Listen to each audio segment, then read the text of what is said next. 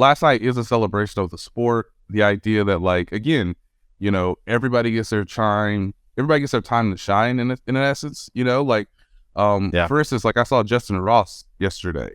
And that was really cool because he hasn't played all season. Obviously he's been in rehab. Joe Blameyer tells me like he's running sprints now. So he should be a full participant when the off-season program begins.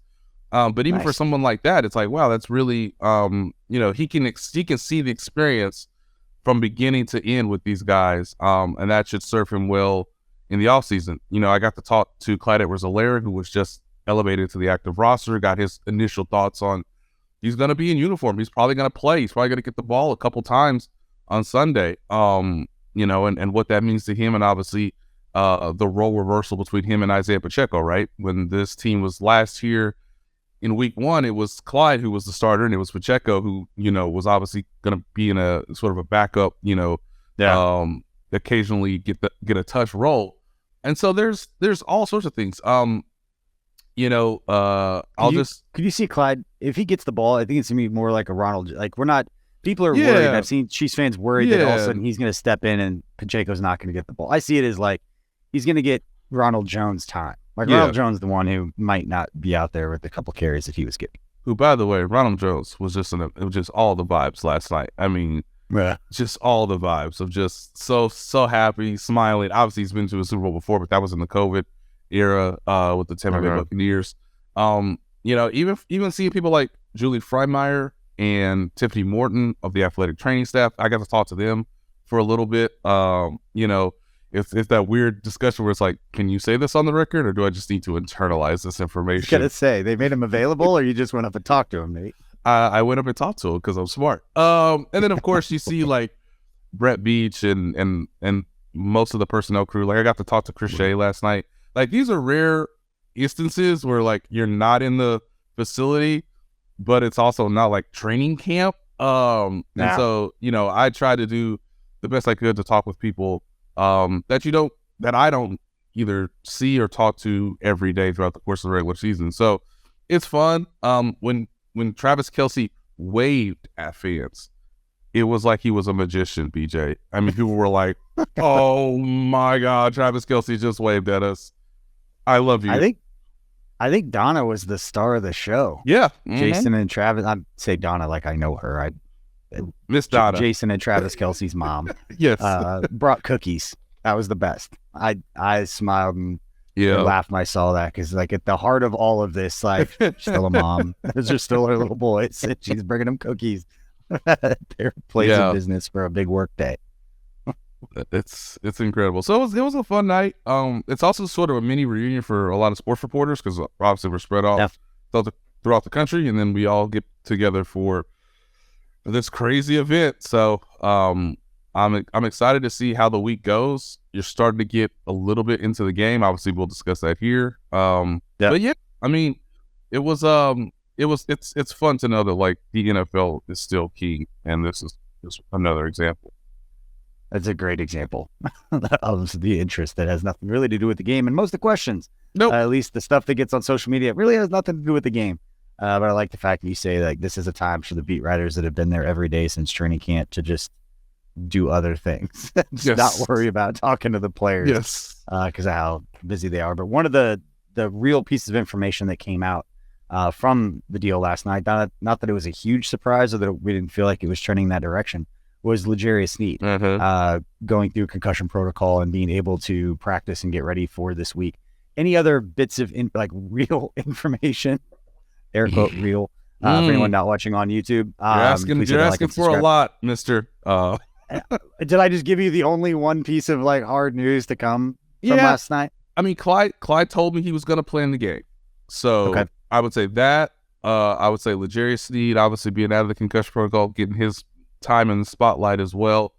I think everybody on defense is pretty set at this point. Like Willie Gay, I think is going to play, even though he was on the injury report last week. Juju seemed pretty optimistic that he was going to play. Now that'll be something that we need to sort of monitor throughout Wednesday, Thursday, and Friday's practice. I think we'll sort of see how he is. Kadarius Toney, I don't know if you saw this, BJ, but Kadarius Toney did say that he would definitely play. And I think we talked last week. Good. I saw him after the AFC Championship game. He looked relatively fine. I just think it was an issue with him trying to make too many cuts on a hard, on a brick-like surface in 20-degree weather, however cold it was at Arrowhead that night. But he said he's definitely going to play. So everybody's going to get the necessary treatment. I think when I talked to Tiffany Morton, she kind of went through the process of what everybody's doing right now and the amount of rotation between obviously the players and the athletic training staff. Obviously, Julie gets a lot of the credit for obviously working with Mahomes. But, yeah, it's going to be I think everybody other than McCole Hardman, who was obviously put on IR, is going to be available in uniform. I think some of the questions now become, can those guys be fully effective and can they play through the entire game? Because my concern with Juju is, if you catch a ball in the middle of the field and get hit by two guys, is that knee going to be re-aggravated to where you're not going to be available in the second half or the fourth quarter? So there's things like that, but I do think most guys realize that they all need to be on the field because the Eagles are very, very talented. Yeah, before we move on to the next question, did you ask or talk to Julie at all about how it feels for people that are behind the scenes and I don't know Julie. I've met her. She was new when I first got there. I know Tiffany a little bit. They don't necessarily like the attention. They don't like everybody knowing, and now everybody knows her name. Everybody knows her. And Mahomes tweets it out to millions and millions of people, and you have national TV talking about you. It's got to be a little different. Did you talk to her about that at all? She's appreciative of what Patrick did. I think really the entire training staff is, because he's the most, he is, I guess now that Tom Brady has officially retired, signed, sealed, and delivered, that, Patrick Mahomes is the face of the league. So I think they appreciate it from that standpoint. Like if the franchise quarterback recognizes our efforts, our skills, our expertise, then that, should really be an example for everybody on the team.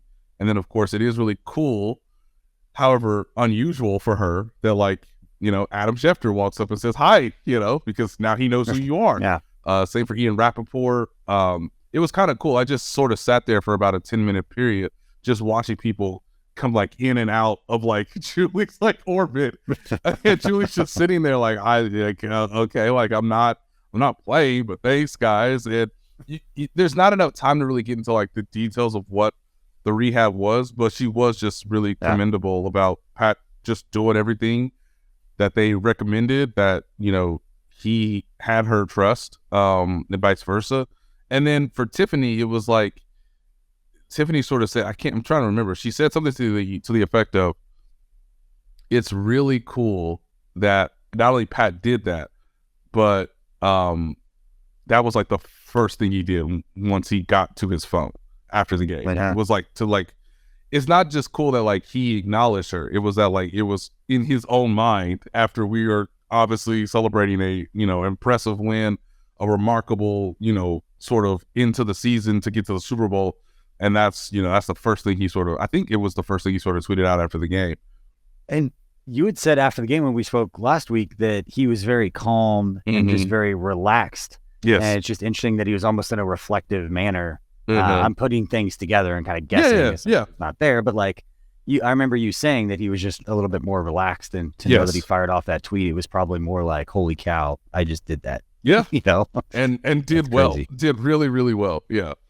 He did okay. He had 326 yards and a couple scores on a bad wheel isn't bad.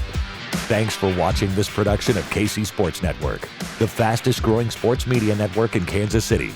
Check out these videos that feature our team of more than 15 former players, insiders, and analysts, bringing you the best Chiefs coverage you can find. Entertain, educate, inform. KC Sports Network.